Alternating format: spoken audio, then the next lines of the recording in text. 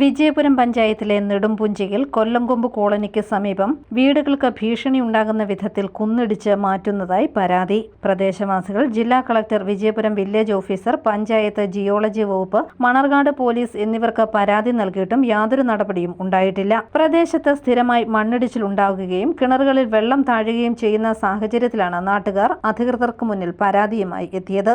കൂടാതെ രൂക്ഷമായ പൊടിശല്യവും ഇവിടെയുണ്ട്. മണ്ണെടുക്കുന്നതിന് എതിർവശത്തായി അങ്കണവാടി പ്രവർത്തിക്കുന്നുമുണ്ട്. മണ്ണുമായി ദിവസം നിരവധി ടിപ്പറുകളാണ് കടന്നുപോകുന്നത്. 2 വർഷം മുൻപ് പ്രദേശത്തെ 8 വീട്ടുകാർ ചേർന്ന് വിവിധ ഇടങ്ങളിൽ പരാതി നൽകിയിരുന്നു. വീടുകൾക്ക് ഭീഷണി ഉണ്ടാകുന്ന വിധത്തിൽ മണ്ണെടുക്കില്ലെന്ന പ്രദേശവാസികളുമായി സ്ഥലമുടമ അന്ന് ധാരണയുണ്ടാക്കിയിരുന്നു. കഴിഞ്ഞ ദിവസം ഇവിടെ വീണ്ടും മണ്ണെടുത്തു തുടങ്ങിയതോടെയാണ് ജനങ്ങൾ പരാതിയുമായി രംഗത്തെത്തിയത്. കഴിഞ്ഞ മഴക്കാലത്ത് ഈ ഭാഗത്ത് വലിയ തോതിൽ മണ്ണിടിച്ചിലുണ്ടായെന്നും അതിനാൽ മണ്ണെടുപ്പ് നിർത്തിവെക്കണമെന്നുമാണ് ജനങ്ങളുടെ ആവശ്യം. ഈ മണ്ണെടുക്കുന്നതുകൊണ്ട് നമുക്ക് വെള്ളം പോകുന്നു, പൊടി ശല്യം, പിന്നെ വെള്ളം പറ്റുക, അതാണ് മെയിൻ.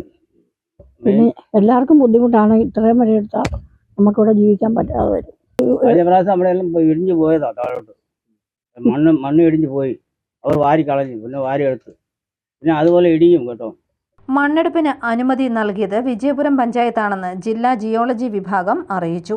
വീട് നിർമ്മാണത്തിനായി സ്വകാര്യ വ്യക്തി നൽകിയ അപേക്ഷയെ തുടർന്ന് പഞ്ചായത്ത് AE പരിശോധന നടത്തിയാണ് മണ്ണെടുക്കുന്നതിന് പാസ് നൽകിയതെന്നാണ് വിജയപുരം പഞ്ചായത്ത് അധികൃതരുടെ വിശദീകരണം.